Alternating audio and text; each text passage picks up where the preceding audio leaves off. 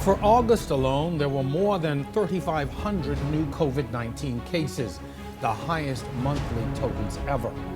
Deaths reached a record 117 that same month. And for 20 days, there were new cases in the triple digits. On August 5th, the highest daily total ever recorded, 228 cases. Within the Princess Margaret Hospital, these numbers were reflected throughout as the public healthcare system seemingly collapsed. In late August, we spent several days walking the halls, visiting wards, and talking to staff, trying to understand this crisis of a public hospital on the brink.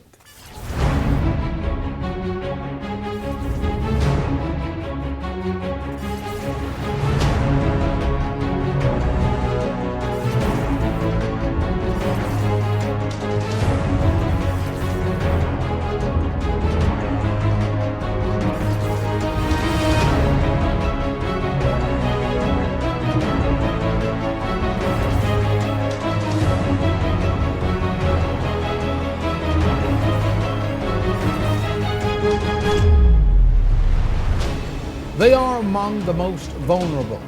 Children from infant to 13 years old are cared for in the children's ward.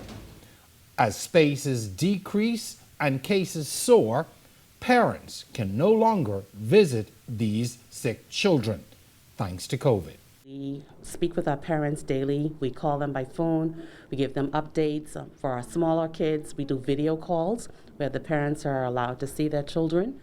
For the older kids, they're allowed to call the parent, have a conversation, and we give daily updates on the status of our children. And as the COVID cases soar in adults, the cases in kids have kept pace. We've actually had about 40 plus children that have actually been admitted for COVID. However, they cannot come to these wards because, as indicated, we have kids that are immunocompromised, so we have children with cancer and other issues, and if they were to get COVID, it would be a severe situation. So with our kids that presented to hospital and that had to be hospitalized, they are actually hospitalized in the COVID areas. All patients have to be tested before they can be admitted to the ward. And so that is a safe rule, but it's still not 100% a safety net, because you still have where 70% of testing can be negative and that 30% may have pass through, and 3 to 4 days later, after having symptoms, they're retested and they come up positive. We have not confirmed that the Delta strain is here. However, we've had kids that have been presenting with increasing morbidities. We've had kids that have affected the heart. We've had kids that where it's affected their walking, and so COVID has been a serious concern for the pediatric population. These healthcare workers, who are also parents, worry about their own children all the time. The concern you have every day after seeing patients with COVID, am I taking this home to my family? Not only that, having to see these kids that are very sick, very ill, having to ensure that, you're doing the best for them, it's been challenging. So it's not just a mental exhaustion, but we all have COVID fatigue. We've been in this fight for at least 18 months plus. And when we thought that we saw a ray of sunshine, COVID has increased again. The nurses here, like others, struggle to manage COVID in their personal lives and at work. There's many caps that we are wearing, but when we come here, we have to know which cap we have to wear whilst we are here. We have to know how to put aside, and we have to know how to deal with every issue as it comes. Otherwise, you'll be overloaded, and some person will not be able to cope.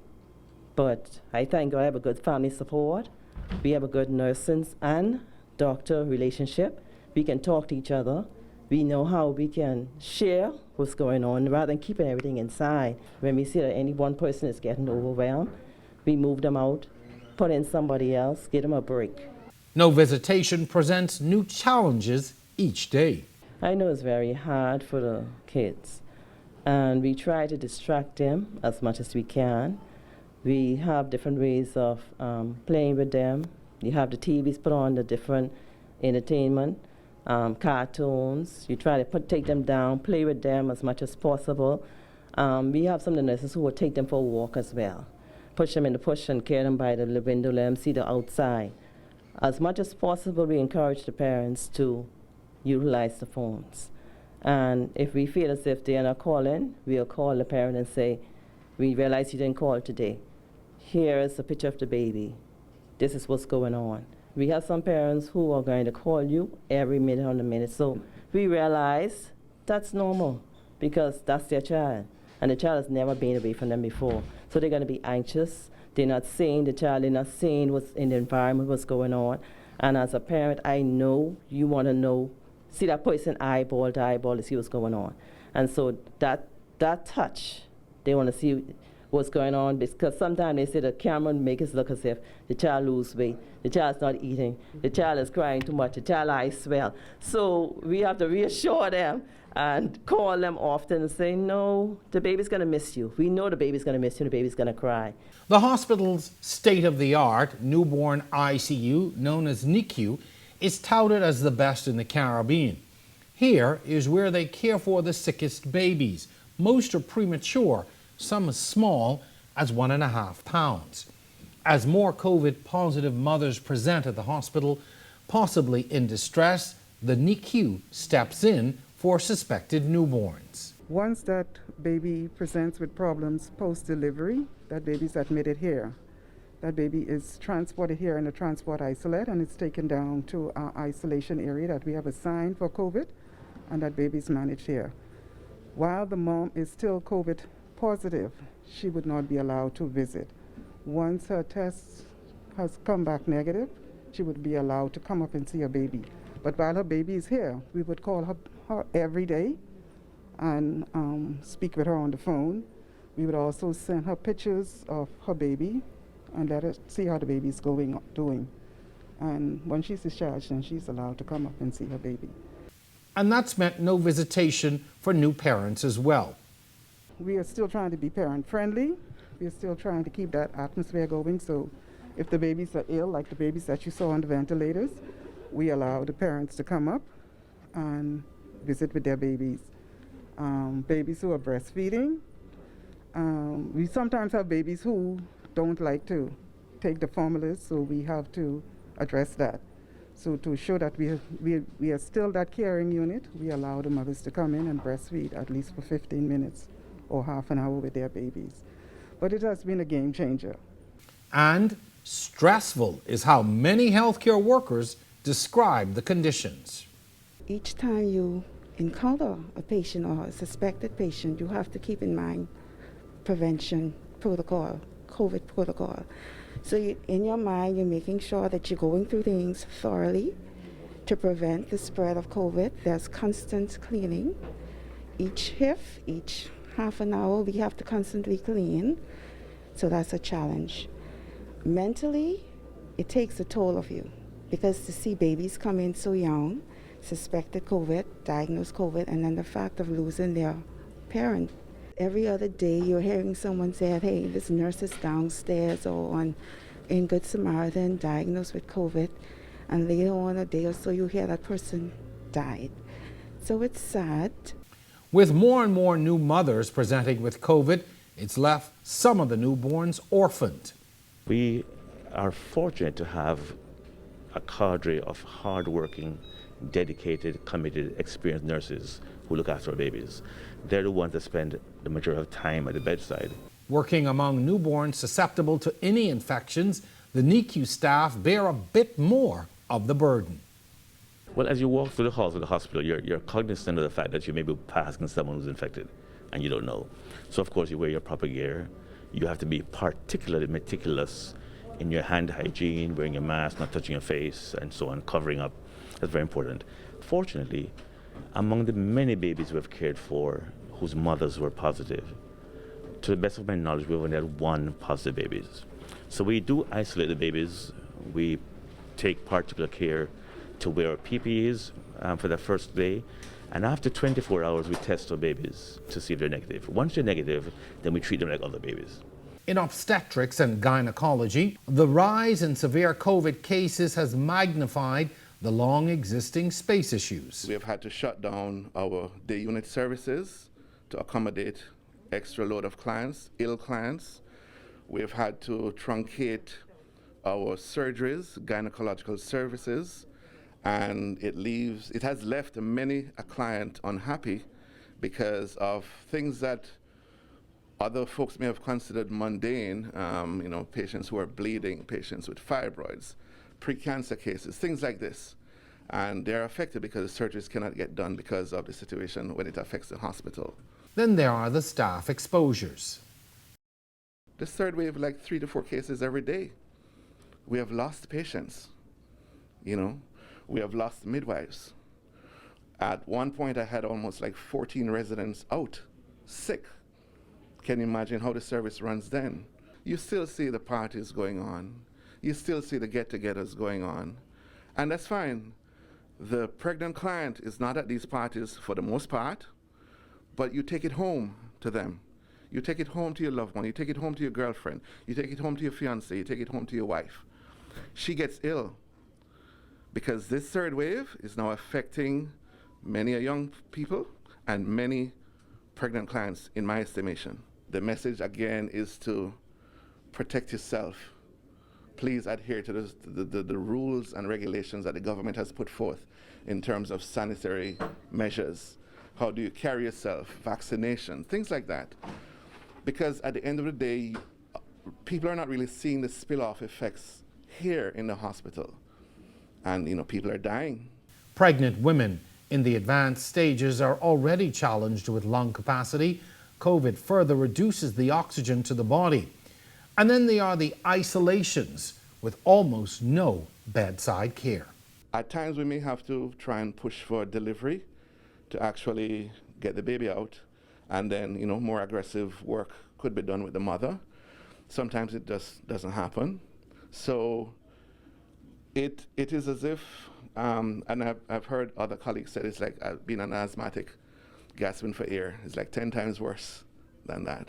COVID-19 causes an increased number of stillbirths. It causes an increased number of premature deliveries. So not only do we have a concern for the mother, who has a serious air hunger, and whom we're also seeing some of the clotting manifestations of the disease as well, there's a substantive risk that this young lady may also lose her infant. If the infant is delivered prematurely, then this infant is now exposed to all of the complications of a premature birth, and the infant would have to be cared for in the intensive care unit. So ideally, we aim not to deliver these infants prematurely if we can prolong the pregnancy until about 36 weeks or so. If we can't, then we have to do what we have to do, but we have excellent colleagues in the Department of Neonatology. As vaccines rolled out, there were concerns about the effects on expecting mothers. But now, that's all changing. The initial guidances were that mothers were not to be discouraged from taking the vaccine.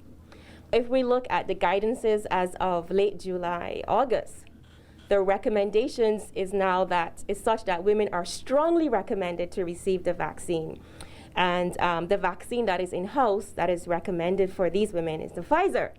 And so we are so terribly excited to announce to our patients, our clients, the Bahamian public at large that yes, women can receive this Pfizer vaccine. What we have seen in women who inadvertently received the vaccine in the earliest stages is that the vaccine has shown no untoward effects to either mother or unborn infant, meaning there has been no increased risk of babies born with congenital defects. The team here is also pushing for more universal testing. Most times we cannot wait for a result before we can administer care. So we're now seeking to partner with the Ministry of Health and the private labs to engage these entities in a quest to have all pregnant mothers become tested with a molecular PCR test before they come into the unit. Those who cannot afford such a test, we will perform the test once they arrive in the unit, once we suspect that they would have to be admitted. But we think that universal testing is the absolute only way to keep our patients safe. Once a mother presents with COVID, the type of care received is very different. We have to limit the exposure time of that staff mingling with that mother. Okay, so this is why we want to stress to the mothers out there, be safe, because when you come in and you become ill, yes, we're going to care for you, but the time we used to spend with you on that regular time being with you, we will no longer be in the room for the time that we would normally be in the room with you. Fortunately for this young mother, she delivered COVID-free, but her fears of COVID delayed her treatment at one point. Were you a little nervous about coming in and noticing, you know that there's always a high risk, even to yourself. Were you a little nervous about coming in? Yes, I was. I actually had a referral from last week to come to the hospital, but my fear was with the COVID and everything going on. And I kind of delayed coming here, and if I had came earlier, then things might have happened a little differently, but God is still good. Ahead, they are the people you don't see, the forgotten frontline workers. Their stories when we come back.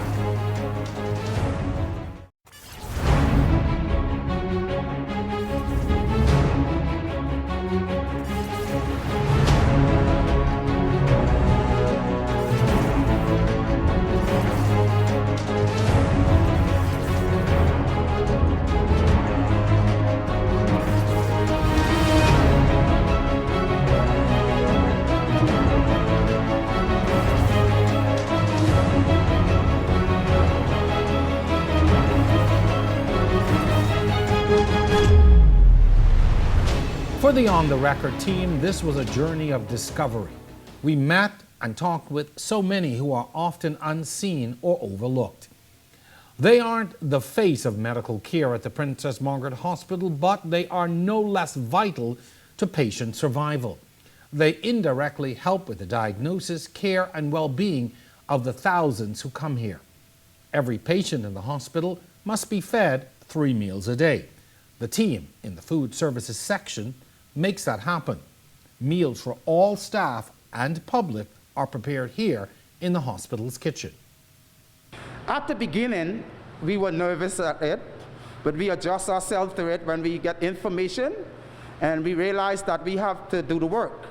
There's no one else to do this work, so we prepare our mind and our body to come in and get the job done. So we can take care of our patient and also staff. So the staff has really adjusted themselves and gone beyond duty. They were here on the ground from the COVID started, and we are still on the ground.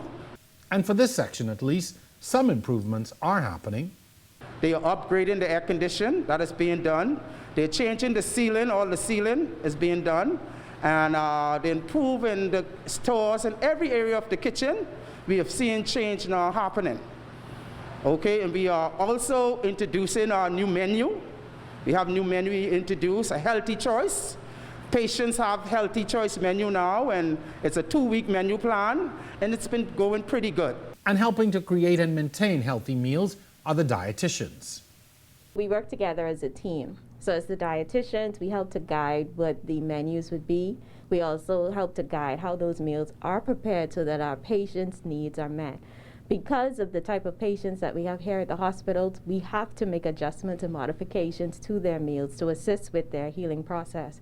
So we work along with the food service department, the food service side of things, to make sure that all of the patients' needs are met nutritionally. We do have a unique diet style, considering now that we're dealing with COVID, and we have a lot of questions about which ways can you strengthen your immune system, whether it's vitamin C, getting fresh fruits, or zinc in there.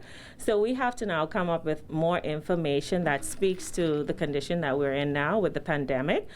Recommending foods such as your orange juice, oranges, or maybe some lean meats which are filled with zinc, so that persons can definitely strengthen that immune system to help them fight the infection if they do get infected with COVID-19. We were also challenged with resources like, getting fresh fruits and vegetables. As you know, we import most of our fresh fruits and vegetables. But with the pandemic, some persons may not have had availability of those items, which then presents a challenge. The assignment to keep the hospital clean belongs to the housekeeping staff. Again, a group that easily goes unnoticed and unappreciated.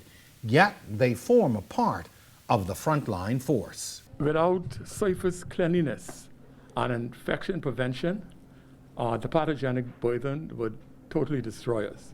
So we fight that on a daily basis, trying to mitigate pathogens, bacteria, viruses, etc. So it's a constant drill in trying to come up with ideas. Because you remember now, this is a public hospital, and so we have open wards, which leads to other situations where we have to be creative because it's very technical. You're dealing with flooding, you're dealing with patients sometimes close together, wards that are overmaxed. So you have it's a technical job. Many patients think that in a pandemic, a lot of things go away, but we still have things like medicillin-resistant Staphylococcus aureus, MRSA, influenza, scabies, and other things still going on at the same time. So our staff has, in addition to COVID-19, had to do a lot more. One of the things we've done, we've got some of our people OSHA trained, certified, and they are working on another level now, so they're doing a great job. We have a very strong contingent, although that we are short, so there are challenges. There's a volunteer squad of about 10 who work specifically with the COVID wards. When my boss came to me and told me that he was putting a team together to fight the COVID, and he asked me would I be willing to take that risk, considering that I had 2 brand newborn babies in the same year, and I still volunteered and said yes, I had no problems about it. The work behind it was, like he said, tedious because we had to do everything by hand. Everything had to be detailed and cleaned. We had short breaks in between different call-ins on the COVID cases because we had multiple runs we had to clean, and it was just, like he said, a few number of us. And all of us was now working in that same day. So out of that 8, we would have like 2 or maybe 3 guys on dealing with all our work. So housekeeping is the foundation of any organization. Without us, patients and other associates of the job wouldn't feel safe.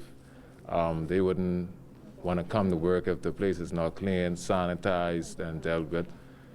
The housekeeping has been overlooked on this issue. We've been understaffed, under budget. We've had lack of PPEs, all type of things we had to work around, and still we got the job done. All linens are handled here in the laundry department, and conditions here are bad. Number one is heat. That's our number one problem. Then we have machines that don't work or breaking down all the time. We've been without washers for a lot of years. The folder we have, that gone. We're supposed to be getting one. We have trolleys with no wheel. The exhaust, noisy. We have a whole heap of issues. And it seems like nobody pay attention to laundry. And this is one part of the laundry, that is the one part of the hospital, which is the heartbeat. Because without the laundry, where would the linen go? Sometimes, if we don't have no washing machine, we have to go sandless. So that's another job within itself. We have to pack up the linen, sort out the linen first, pack it up. The guys have to put it on the truck, take it sandless, wash, dry, bring it back, offload. Then when it reach here, we have to fold it, pack it, send it to the ward. They seem to ignore the laundry. And I talking, but nobody pays attention to the laundry. It's threatening your job on the slick, or you better do your job, or else we could always bring in somebody. Those things ain't right. It's very challenging because we only have 1 washer. We're working with 2 dryers. Okay, so we can't only work with the 1 washer. We need more equipment in order for us to do our job efficiently. Later it was confirmed equipment is actually on island, awaiting technicians to install. Overseeing those upgrades and keeping PMH up and running is the facilities department. Anything to be repaired or built, they do. And even that means possible COVID exposure. In some areas they have to don the PPEs. That creates a problem because it gets very hot sometimes in some of those suits, and so it makes it difficult for them to do it. Also, the fact that you just have COVID in the environment or known to have COVID in the environment presents a problem, because some people even reluctant, and then of course it kind of put a little twist on how we work, because we have to be ever so more vigilant about what we touch and all that kind of stuff. The same areas where the doctors and nurses work, we have to go in those areas to maintain the air condition, to service and repair the biomedical equipment, to do the plumbing, to do whatever needs to be done. We have to go in those areas too. We might not touch patients, but I believe that we are frontline workers, as that term is used. But they aren't always seen or even treated as frontline workers. In an aging hospital where demands can sometimes outpace response, the frustration grows. The biomedical department maintains medical equipment, and we deal with the medical gases throughout the entire hospital. That's your X-ray equipment, diagnostics, your ventilators, the life support, the beds and everything else. Like that's basically what we do.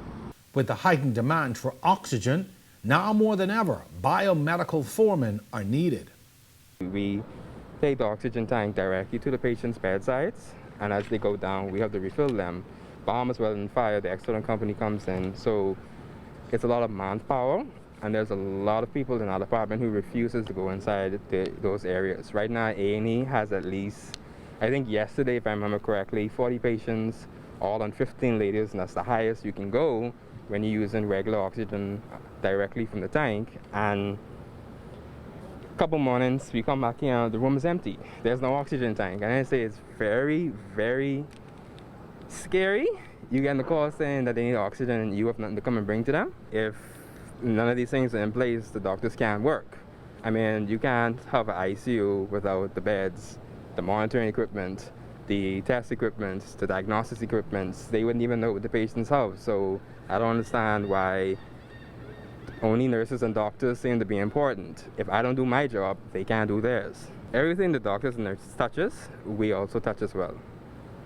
The ventilators that everyone seems to be all hype upon, that the patients are breathing on, and COVID is an aerosolized disease. We're there, we're with them, we're in the room, especially if they're having a problem that they can't deal with at that moment. The patient, you're like right by the bedside with the doctors. Then you get all the equipment that CSSD does and everything else, the sterilization level, you're touching blood, you're touching samples, you're touching all these things as well. They wear gloves, we wear gloves, but at the same time, you're still within the same environment as they are, but they don't see us. It makes you feel as though you're not worth anything to the institution that you work for. You come in every single day, basically, to give your all, and no one cares. And at the end of the day, we're here for the patients, you know? Like some of these people, even though the ones who are reluctant to do their job and to go inside these COVID areas, you still have a few who, no matter what happening, they get in there. They get the job done. How am I supposed to feel safe working in the same environment? We all sit in the same room. You see this building? This is a dilapidated building, sir. There's no proper ventilation or anything like that. Everyone's just breathing the same air, and we can't even get tested. When our co-workers inquired about it, they told them to go privately to get tested. And I work here. And still to come in our program, we tried to talk to some of the people trying to keep the operations going, even as the odds are stacked against them.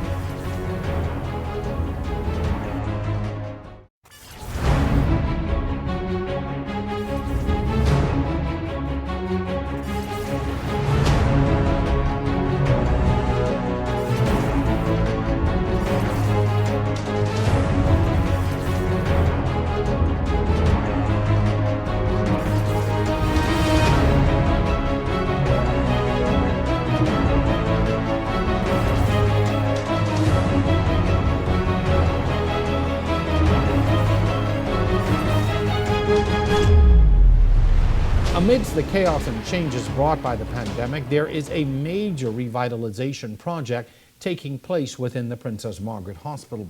One of the most noticeable will be renovations to accident and emergency. COVID is one of the biggest challenges that we have, where definitely all of the staff, we have to go ahead and say we be protected, and we have to organize with PMH to make sure that everything that we do, it don't compromise their operation, or it don't slow down the progress where we need to be in the construction. Definitely, it's a working environment. We work together to go ahead and achieve one goal, a better PMH. But even that comes with challenges, trying to keep construction deadlines.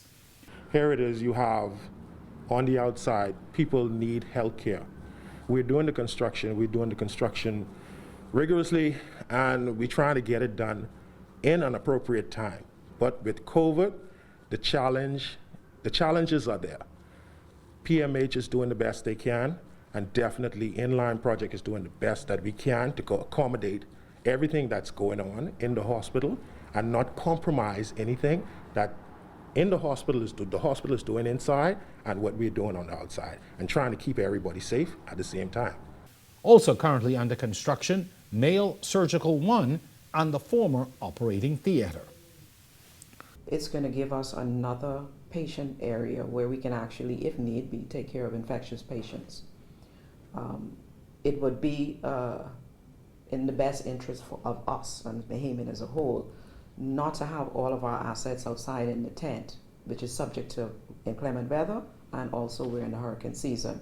And I've also said that I would prefer that we have these types of services inside. And so the thrust is to get both those areas ready so that we can take in patients, if need be, into those areas. The accident emergency part of the project that is happening, it's going to reorder that area for a better patient flow, and it'll be more clear of the pathways of care from the minute you enter the door. We'll also have what we call the patient care assistants and the patient relations persons who can help you navigate the system as well. The congestion that used to occur at the orthopedic clinic will now be alleviated, we hope, with the new area. Not only giving you a new area, but a new methodology of patient flow. And we want persons to recognize this. If we say you have a 9 o'clock appointment, you only need come 8:45. Hospital Administrator Mary Walker has had to navigate COVID in a public hospital while managing this construction project. It's unfortunate that the plans were already in place and then COVID came, and so you had to adjust those plans and still try to make the deadlines associated with the project, knowing that there would be costs associated with that as well. Knowing that you did not have an infectious unit to begin with would have been the greatest challenge. Where are we going to house persons who have something so infectious and still be able to deal with persons who can present with just the normal, chronic non-communicable diseases, and not embarrass what we need to do for them as well. And so that would have been the greatest challenge. How do we then make sure that we have enough staff to do that and a location and still maintain our normal operations? Then there are the staff challenges. About 50 nurses in all lost to retirement and resignation. It causes serious deficiencies in the ratio of staff to patient care. It's complicated a lot further when staff are exposed. Nursing services have had to make the greatest adjustments. You'll notice that our outpatient services, though at family medicine and I continue, you will only find the physicians and ancillary staff there because the nurses have all been called in to render care. Additionally, the senior nursing officers are at the bedside as well now, and so all hands are on deck. The impact of the virus on the staff grows with each new case. We have lost some of our colleagues, and it's not an easy thing to deal with. I think in every area where we've lost a member of staff, the staff have benefited from some of the counseling that we've offered and made available for them. Death is never easy, and it's even more difficult when persons are young and vibrant, and we feel the loss of the families as well. As COVID cases climbed, the legacy unit was established, the general practice clinic converted, and Samaritan purse tents erected. This is a 24/7 operation, and you have to have the physicians and nurses there to support all of that activity. They cannot do it, though, without the support of the allied health professionals of lab and diagnostics who help to make sure that whatever is diagnosed of the patient, not just the respiratory embarrassment, but they could have these comorbidities as well. You have to make sure they have any chest x-rays or ECGs and lab works that are required. It's a challenge. It's a challenge. when you have to transport a patient from the emergency room to Legacy or to Samaritan's Purse. If they are not stable enough, you have to get the ambulance to help you transport them there. If they're stable enough, we can get them there. An influx of COVID patients has caused the food court to be converted to a patient triage for all incoming admissions. The chapel is now for pediatric admissions. This as regular services continue under very different conditions. If they've come for a prescription, this is the process for that. If you come to orthopedic, because orthopedic is one of those clinics that you do have to do some in person, this is how we're going to make sure that you get that service. So just wait here, we'll call you. And then, of course, if you have to register the process for the pharmacy and for those clinics, they do a very good guidance of persons through the system and to make sure that they get sorted out. Most persons would say they have payments have a tendency to come early because they believe it could be a long wait. And then they're a little bit surprised right now that no, it's not that long. And then you're sorted out very quickly at the door and you get to where you need to go quickly. The principal nursing officer, Charlene Murray Davis, sees the toll on staff stricken with COVID. It's one of the reasons she encourages vaccinations. I know it's a personal choice at the end of the day, but the reality is that we are in an environment where we are likely to come into contact with somebody who may be symptomatic or asymptomatic who may have COVID. We also have our staff who's out there in the community as well, interacting with other persons. So patients have a right to feel safe at the end of the day, and staff have a right to be safe at the end of the day. So vaccination is an opportunity that we actually can adhere to that as much as possible in order to create a safe environment, not only for our patient, but also for the staff. And the fear of contracting the virus has created another type of hesitancy. Definitely staff are hesitant to work as particularly persons who may have small children or have a vulnerable population like an elderly parent or they are caregivers to persons who are part of that vulnerable population. They're a bit hesitant at the end of the day. So as best as possible, we try to make our staff comfortable. So if there's an opportunity for them to work elsewhere, then we permit that. If not, then we ask them to make sure that everybody's have their PPEs and their face shield and the rest of it and be as safe as possible. Public visitations are almost non-existent. Now the new norm at the hospital. What you find is now the nurses are expected to become family to patients. So they're looking at nurses now to be mothers, sisters, brothers, family at the end of the day. So it takes a little bit more out of the nurse at the end of the day. But when the public refuses to cooperate with these visitation policies, the job of hospital security becomes critical. They fail to understand that we're still under COVID rules. So they come up, they bring one person, you got 5 or 6 people in one car, and they all want to come in to see or to hang out with that person. When you tell them no, sometimes fight break out, they get verbal, sometimes you got to get physical with these people, or we have to call the police and ask them to leave the property. Now I understand how they feel because that's their relative, they want to be with them, but those are the rules. The mall closed at 4, anything after that, the security has to do it. So we goes into the mall and secure these bodies after the mall is closed. So again, we expose ourselves. We try our best, but we need the public to work with us. Security now polices the entire institution, along with a private firm and Defense Force officers, as they try to enforce safety protocols. Whatever paraphernalia, whatever equipment they needed to be safe, we ensured that that was in place. Whatever additional training were needed during that time, because like any other situation, you need to know how to get into your PPEs, for example. You should know how to don, doff those equipment so that you will not contaminate yourself after coming out of certain areas.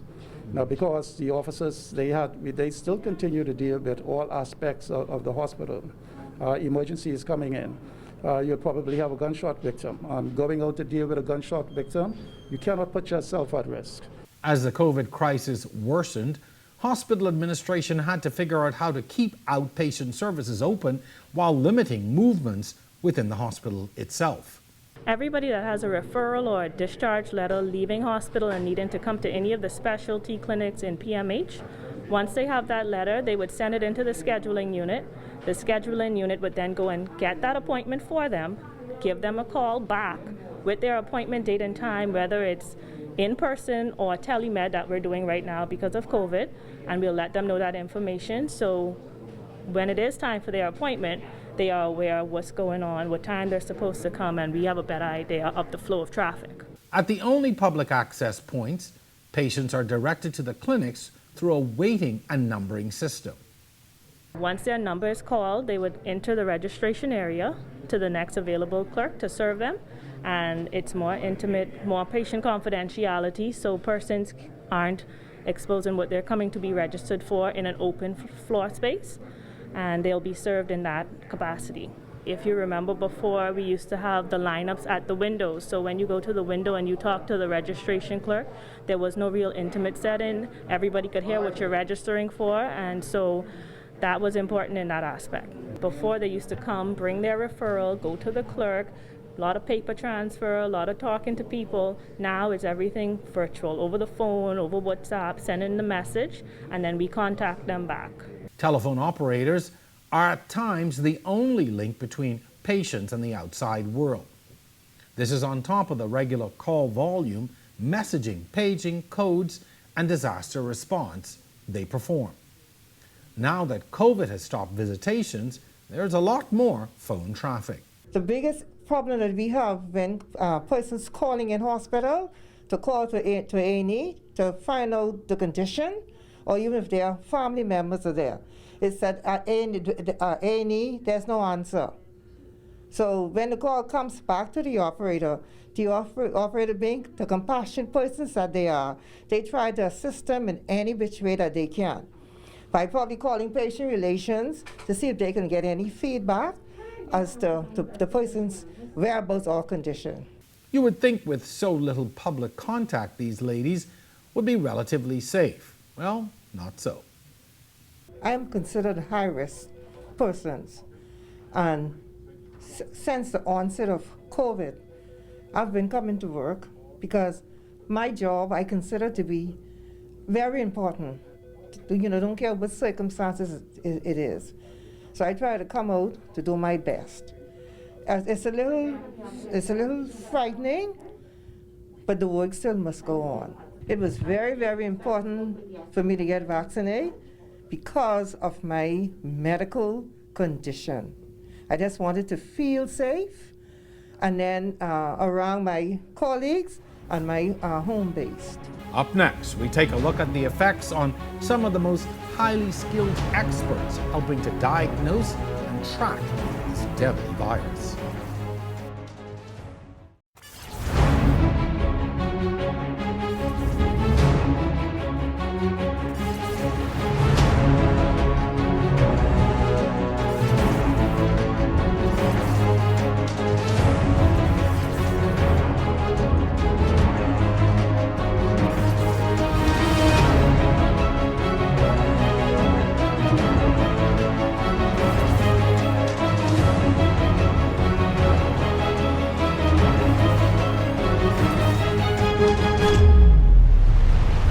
Caregivers at the Princess Margaret Hospital are made up of so many departments, unseen and unrecognized.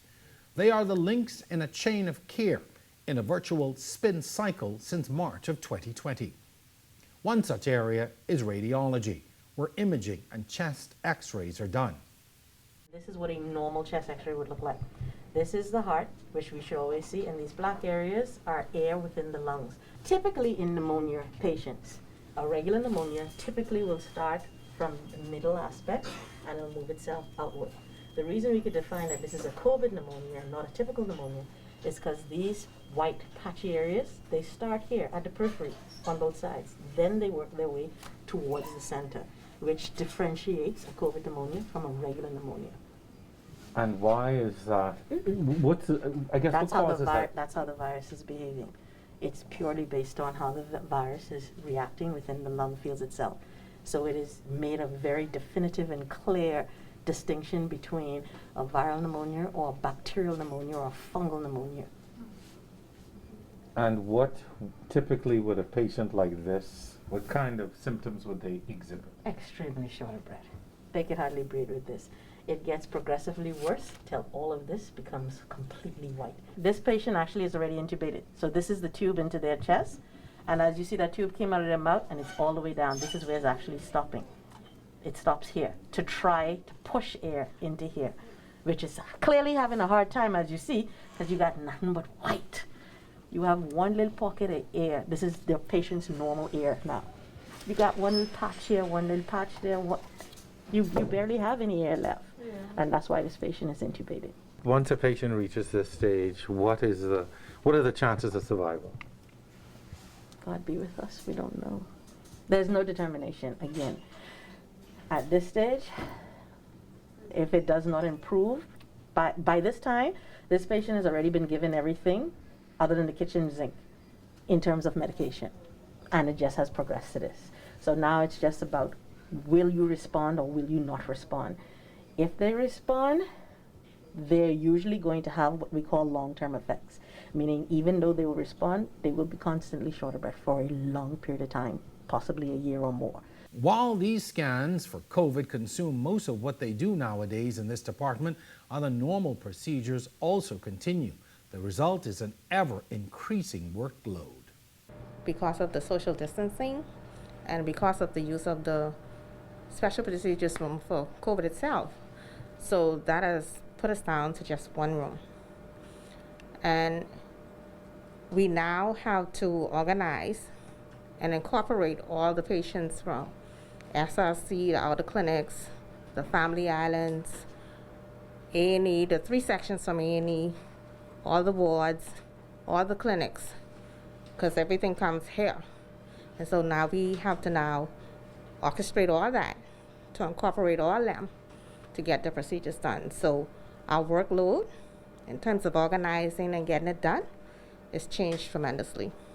As patients present to A&E, chest x-rays are needed as a type of diagnosis. When COVID first came, it was rough. It was hard, and I sympathize with my staff. I can tell you of an occasion where one of the techs had just had a young baby, and she was horrified. She was terrified. And she came and she sat in the office with me and she had a conversation, and she said, I am so afraid. She said, because of my young baby. She said, but I know it's my job. I know I have to do it. And she said, I'm going to do it, but I am so afraid. Now it's a little bit better because they've had the experience of dealing with the COVID patient, so they're more relaxed. But at first, it was rough. Sometimes when they comes in, they are in fear of what's next. What am I gonna see? What are you gonna tell me? Sometimes they be like, Mom, what you see? You see anything? How my chest look? And then during that time, we need to find some compassion. Even if I see something negative, I can't say. Majority of the time, from a spiritual point of view, I would have to say, the Lord is with you. I would give them an encouraging word that everything is going to be okay. Given the nature of work, there were many in this area who contracted the virus. When COVID first came to the Bahamas, when we heard it was here, I went into a panic. I went into panic mode because I know now it's here. What are we going to do? I am afraid now that, I could catch COVID if I catch COVID. We were not really educated at that time. Though it wasn't long before her fears were realized. On a third quarantine, she received the call. The dreadful day came when my cell phone rang, and it was HR. They said, where are you? I said, I'm sitting in the living room. Why are you in the living room? You're supposed to be in your room. I was like, give it to me. What is it? She said, I have some sad news. The test came back positive. Jerome, my heartbeat went to 1,000,000. I didn't know if I should cry, laugh, or whatever. I just grabbed for my mask. I said, okay, give me my mask, because my daughter was in the kitchen. And I was like, give me my mask. So she said, Mommy, why are you taking the mask? Say, if you positive, all us positive. I said, I still need the mask. She come over to me and she hugged me. She said, we're in this together. We all level out now. Some of us, majority of us are vaccinated, and we have all the proper gears now. And the fear, what we had before, it's not there. For me, it's not there anymore. The lab at PMH boasts of being the only accredited lab in the country. The staff here run a battery of tests daily. Every sample that comes in, it needs to be traceable. We need to ensure that the results that are given are also quality controlled, so the patients and the physicians can feel assured that whatever result they get, they can treat that patient and they can know that they have reliable results. The equipment that we house here at PMH is, I would say, top of the line. A lot of the equipment here you would not even find in the region, not just the Bahamas. The government of the Bahamas does not spare any money when it comes to technology. So we do have the technology available to provide the quality results that we put out on a daily basis. The only disadvantage I would say that we have here right now in this laboratory is staffing. Because we service the entire country, not just the Princess Margaret Hospital, we require, I would say, the amount of staff that we have now, we need about 3 times that amount to really give the quality 24-hour service that we could give. And widespread COVID cases in staff further compounds these shortages, a problem that exists hospital-wide. The lab, already pushed to the brink, is under increased pressure to produce large numbers of daily COVID results. Now we have to also take on that influx of COVID-positive patients, not just the regular laboratory work. Now we are also responsible for ensuring that the doctors quickly find out whether or not the patient they're treating is COVID-positive, because that entails the safety of the physicians as well as other patients. So our responsibility has increased greatly. Our job is very critical. It's very critical in the diagnosing of patients so that the doctors can properly diagnose and see what is going on inside the body system so that they can treat patients properly. You don't know. You don't know who is positive, and you don't know what can happen to you. Even though we are masked and we're fully brailed down with all of our head coverings, our gowns, our gloves, shields, and all this stuff, that's still a possibility, you know? In the beginning, we didn't know anything about the disease. Everybody was trying to figure out what this disease is and what it entails and what can possibly happen. But at the end of the day, we still have a job to do. We still have to serve the public, and we have to ensure that every patient is dealt with properly. Every patient is important to us. Around August of last year, the hospital became a full-on COVID testing facility, even though the microbiology lab was involved from the very first case. Subsequently, since starting COVID testing in this laboratory, we have been very heavily involved. We've gone through 2 pandemics, or 2 waves of the pandemic, and it has been quite a challenge. Our normal staff complement is about 9 persons outside of the supervisor. However, currently we have only 5 staff members outside of the supervisor, so we are significantly challenged with staff, and that has also affected the way that we can perform and function as a laboratory. The demand for mass COVID testing has compounded the staff shortages here as well. We are overwhelmed with the number of tests that we have to do for COVID particularly, as well as the other tests. So we are working toward trying to strategize the best that we can, handling the volume of cases that we have to for COVID, as well as managing the other samples. So the staff is actually quite torn because we have to balance this very fine line of handling COVID as well as handling other infectious disease diagnostic tests. Before this particular wave of the pandemic, we started seeing about a 3% positivity rate. Currently, our positivity rate for cases, both hospital admissions as well as persons under investigation, those that are having signs and symptoms of COVID, is 31%. Last week, we actually had a rate of 92% in one particular batch. The number of positive cases is increasing. It's overwhelming. And the hospital, the staff, and the country is suffering because of it.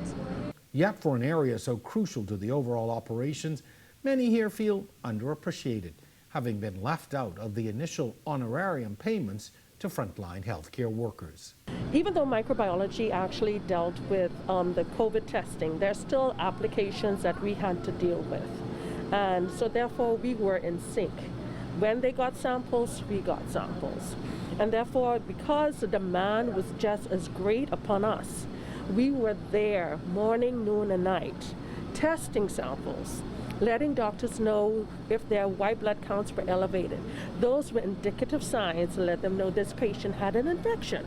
During this wave of COVID, it has been unique in that even though we have dealt with SARS and persons here have dealt with the Ebola virus, this pandemic has brought out the best in us, in that we stayed committed to helping, providing, supporting patients who are in need of our support.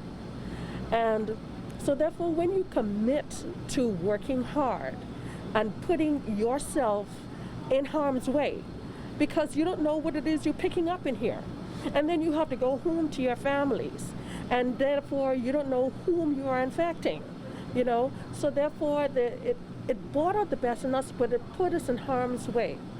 And then to be looked at sidebar, to be treated like your interests are not worthy of acknowledgement, to then be considered as backstage, or I would want to say the pot cake, where to the point you have to be begging if the government was to give you a gift. And then to be considered the fact that you may not be considered worthy to be on the list. It is an insult. It is a slap in the face. It is, it decries the level of professionalism that need to be exercised among our upper echelon in management of any nature, especially in healthcare. There is another lab accessible to the public performing a very critical role. The blood bank relies solely on public donations. It's meant very low supplies with donations trickling in. Prior to COVID, people rarely wanted to come in this hospital environment. And that fear of entering the hospital environment has doubled, even tripled since the pandemic. And so, of course, that has presented an even bigger challenge for us. Prior to just in observation, these past few weeks, we've only been able to meet maybe 20% or less of the actual demand from the patients. This is what we have right now. So this is the quantity? Yes. There's really nothing in there. Basically. So this is the refrigerator where the blood goes before it's tested and when it's in question. So the ones in question. These are all in question up yes. here. And these are, and that's what's available from testing. And there's no guarantee that those are going to pass the testing process. We are not in the position to turn people away, but we do have to do as much pre-screening as possible, but it still doesn't guarantee that the person coming in doesn't have COVID. And so we try our best to eliminate any possible risk to us as the staff. More and more persons are getting ill and critically ill, and that puts more of a reliance on us to provide assistance in the form of blood. And so as more and more persons become ill, we realize the importance of vaccination. So to minimize the negative effects of what we're seeing right now. Even prior to this third wave, a lot of my colleagues were receptive to receiving the vaccine. The majority of them were some of the early recipients of the first set of vaccines that came. And then as time goes on, more and more persons have been more open and receptive to getting the vaccine. The hospital's pharmacy dispenses over $40,000 worth of medication daily to hundreds of patients. At PMH Pharmacy, we have not closed a single day. We have not lost a single shift from the beginning of the COVID pandemic. Our staff has been working around the block. We are open from 8 a.m. to 11 p.m. every single day. For outpatient services, the only day we close is on Sundays. So what that's meant is with the various restrictions, whether it was curfews or lockdowns, all of this stuff, our staff has still had to be here. We've had a number of members that have been affected by COVID, and as they go out, that means that other people have to step in. We're already short-staffed. We were short-staffed before COVID, and with the impending things, that means that if I have somebody who is at risk, I have to put them off. If they're pregnant, they can't be here, those sort of things, all through COVID. And so those are the things that we've had to deal with. While other public health care facilities closed and even private pharmacies were affected, the workload here increased. Sometimes necessity brings about some progress. We were able to launch our WhatsApp refill program, where people can WhatsApp their refills, and we can pre-fill those and schedule when they can come and pick up, and that's helped a little bit. But the major thing's been inpatient. This hospital has another free bed in a year and a half, and what that means is that the inpatient pharmacy has just been running consistently and constantly, because we've always been running at full capacity. When the country went into shutdown and flights weren't coming in, although most of our vendors bring in small orders by flights, and that really restricted our ability to be able to bring things in because our vendors couldn't get it in. Shipping schedules were altered, sometimes delayed. When India shut down, that's where 90% of the medicines in the world are coming from. So that, of course, put delays in what we're able to get. And then last but not least now, what we're seeing post the Alpha and now the Delta variant is what we're seeing is that the cost of shipping containers has almost tripled. So what does that mean now? That means that suppliers are going to be a little bit more reticent to not bring in a half-empty container because they're paying 3 times as much. The half-empty shelves and refrigerators tell a story of supply shortages. Yet every day, 2,000 prescriptions are filled at the pharmacy window, and about 1,500 inpatient prescriptions are handled by a staff of less than 20. When we come back, our on-the-record special, PMH on the Brink, goes inside the COVID facility and shares the experiences of an active COVID patient.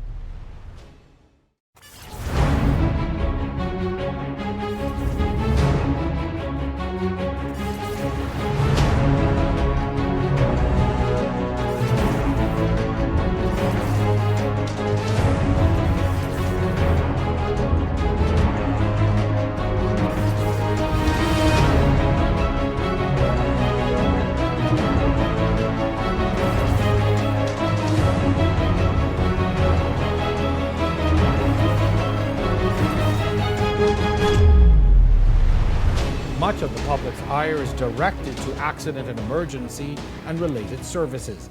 This area is unfortunately where the COVID crisis is at its worst. As cases soared and the number of people needing medical attention skyrocketed, this department is feeling the brunt of it. 24 hours a day, patients show up in need of care. Unfortunately, not all are emergency cases. To try and get a full appreciation of this crisis, my cameraman, Taran Knowles, and I suited up for a trek through A&E. The emergency room is easily one of the most exposed and certainly busiest spots in the hospital.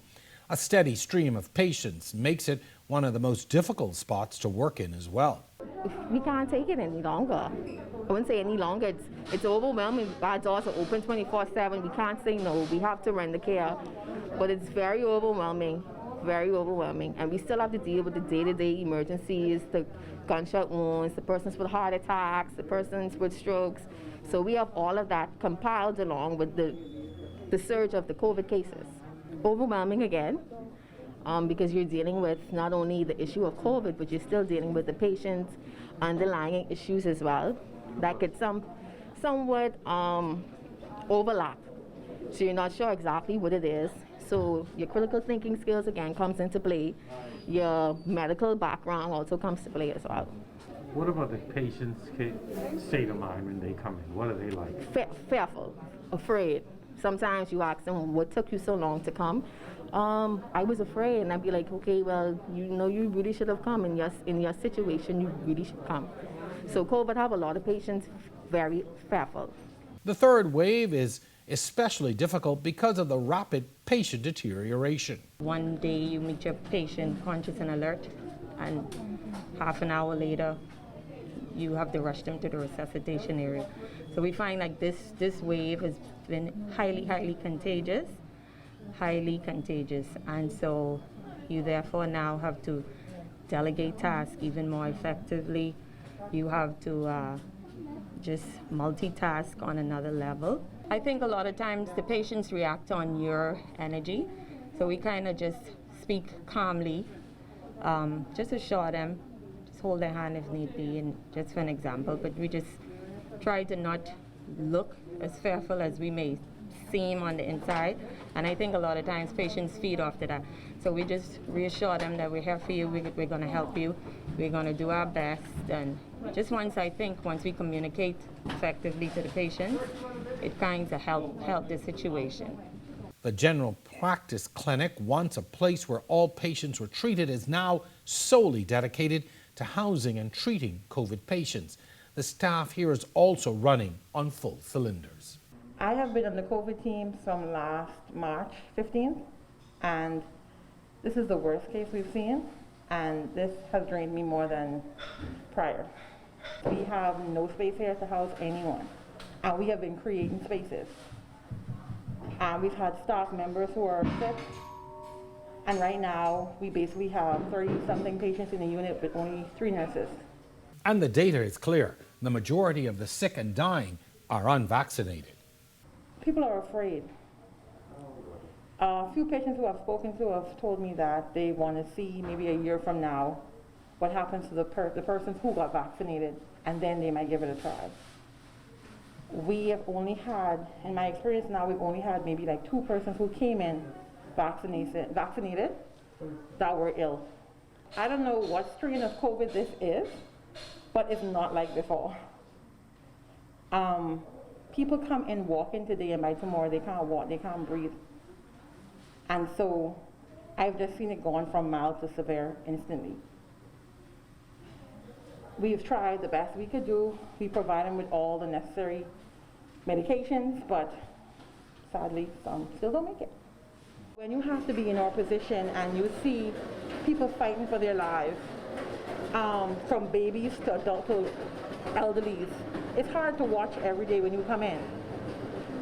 It's really hard when they are here and they don't understand the extent of their illness, and so they tend to maybe call the family members at home and telling them what's going on, and without having adequate information, unfortunately the family members, they do call, they do row us, thinking we're not doing our best, but we are trying. So when you're worried about only one family member that's here, as a nurse, I have 30-something patients to worry about. I have to prioritize my care. I have to give my care to the person who needs it the most. And sometimes, I'm so sad, but your family member does not require immediate attention. And I know it's a new disease, and I know maybe it's the first time they're feeling like that. But we still have to, it's not that we're putting them on the side, it's just that at that time they do not require our assistance.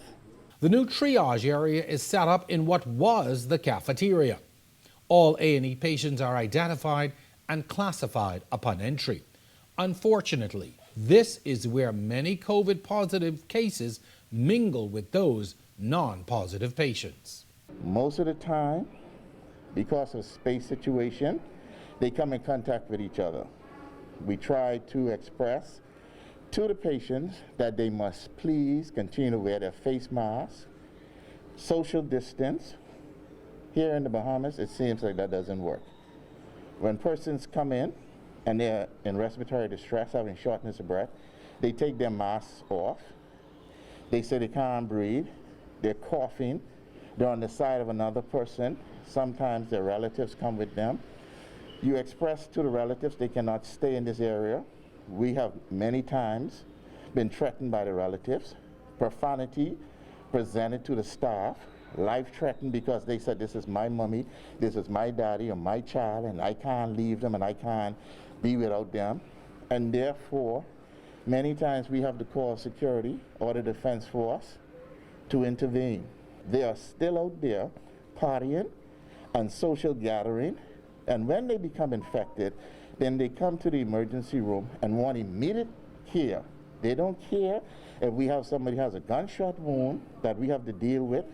They want their relative to be seen right away. And this third wave has presented some unique and severe challenges, compounded by bad behavior. We have people who are coming in severe respiratory distress. They wait for the last minute before they come to the hospital because for some reason in the Bahamas, they give this beautiful hospital a bad name. It is so unfortunate. But my question is this: if this hospital is supposed to be so bad, why do you come here? Why do you want the best care? In the Bahamas, this is the only hospital you can come in. You have full nurses, doctors, and all staff care. You don't pay anything. We ask you to pay, you always say you don't have no money. But you want the best service, and we give you the best service. Everybody who comes to accident and emergency is important. Your family is no better than the next one. We have so many people, oh, I'm going to call the minister. I need my mother to be seen right away. Then if you call the minister, let the minister come see your family.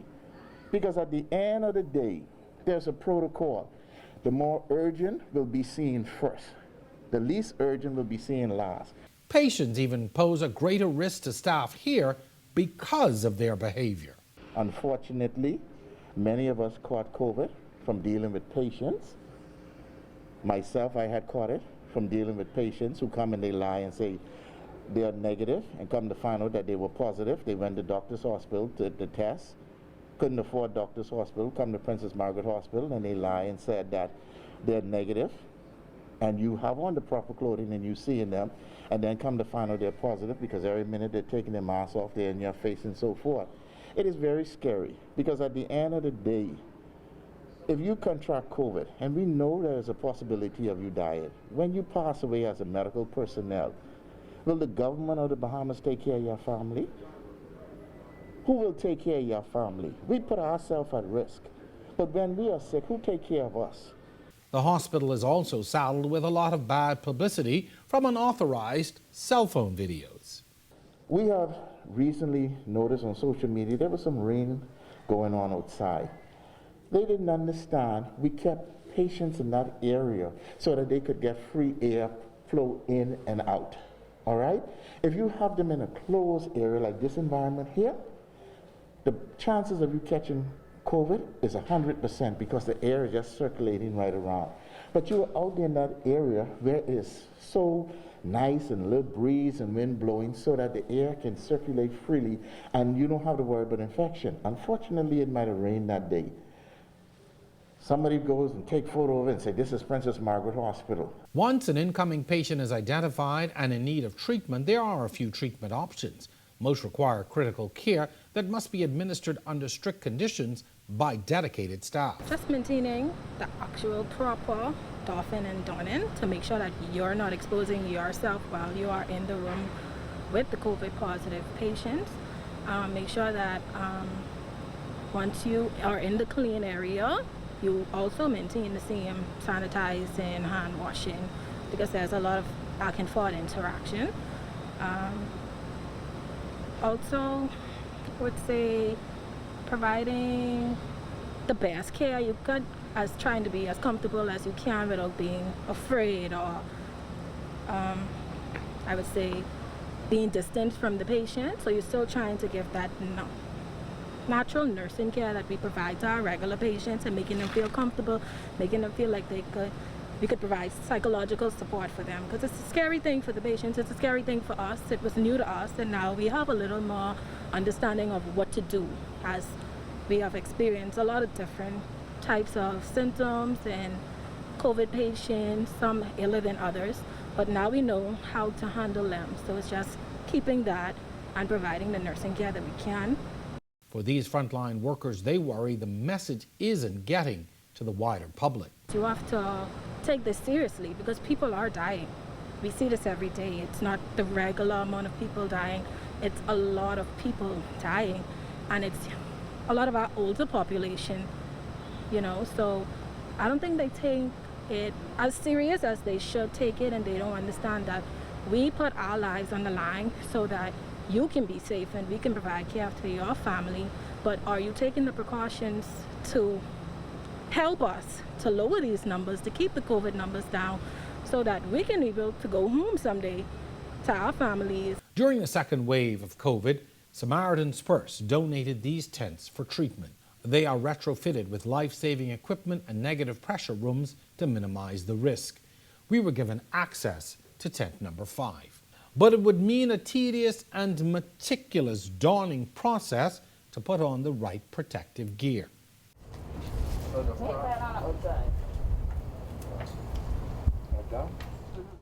At the nurse's station, a board with the patient's stats told the story of the full capacity of an area known as the Special Pathogens Unit, or SPU.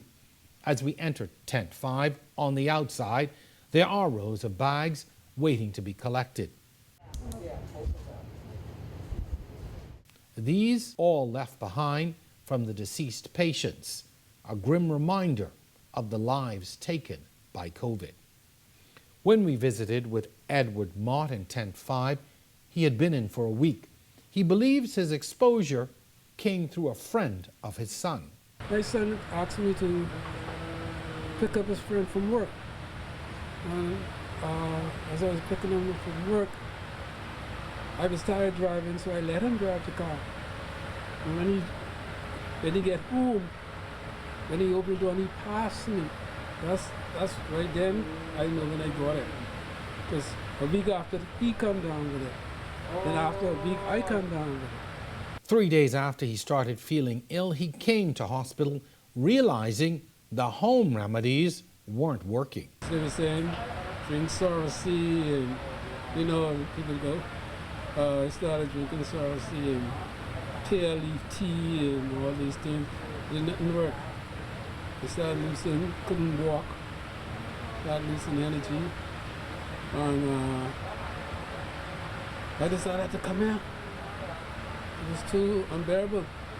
He has the highest praise for the staff here, who he says saved his life. The angels, that's all I could say. They have been missing a lot of angels. I'm telling you that. Let's go beyond the call of duty. We appreciate them for that. They get me the various now. A lot of encouragement, a lot of prayers. They pray. But in the time he's been here, he has watched at least 4 others pass away. It's traumatizing, but obviously how they work on them, trying to bring them back, and how they get together and try. It has encouraged me to go on. If they really, I don't want their job. I really don't. I don't see but 4 people passed away. Mott was unvaccinated when he contracted the virus, but plans on changing that at the first opportunity. If I was vaccinated, I go to the counter and get something and take. But not being vaccinated, it's a big chance to take it. Please get vaccinated, because COVID gonna get you. You can put your guards down sometime. Probably because your family member or somebody, you end up putting your guard down and slip right in. And you could end up here. And this place bursting from the seams, you see that, right?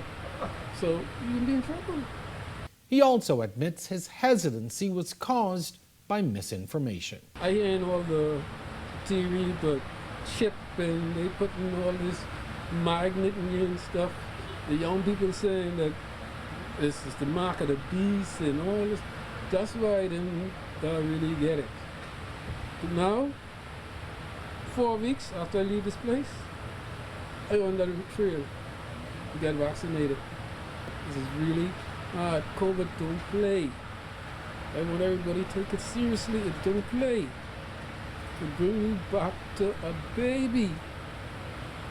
You have to learn how to breathe. To learn how to breathe. I thank God He got me this far. As we exit the area, the process known as doffing is just as tedious. Some staff here do both up to 3 times per day.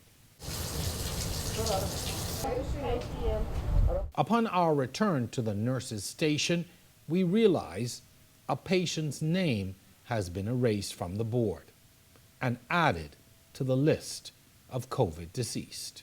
Within the special pathogens unit, there are rarely any free beds, a sobering reality of the crisis. We have no space in the hospital. So if someone goes there partying and then they comes in sick, then it's a possibility that they will not have a bed space if we have none available. So it makes our job harder because we have to work harder. Management have to find extra staff to help cover the patients them that are here. And it also causes us sometimes to have to stay back, and we spend more time away from our family because we gotta deal with the patients and make sure that they are straight before we head home. This SPU nurse has been working here since it started.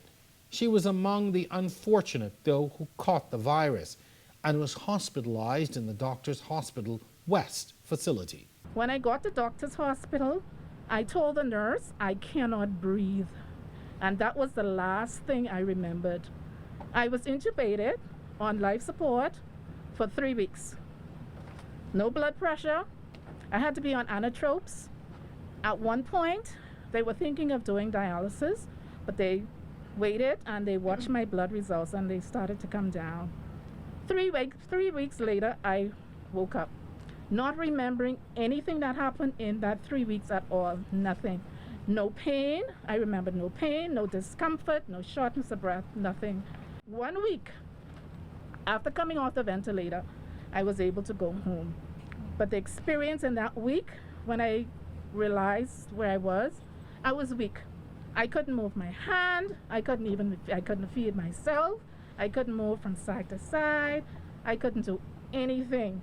And I am so thankful. She credits excellent medical care and prayers for her recovery, and never once hesitated to return to frontline care. Well, still to come, where it all ends, the end of the line for those who take care of the dead.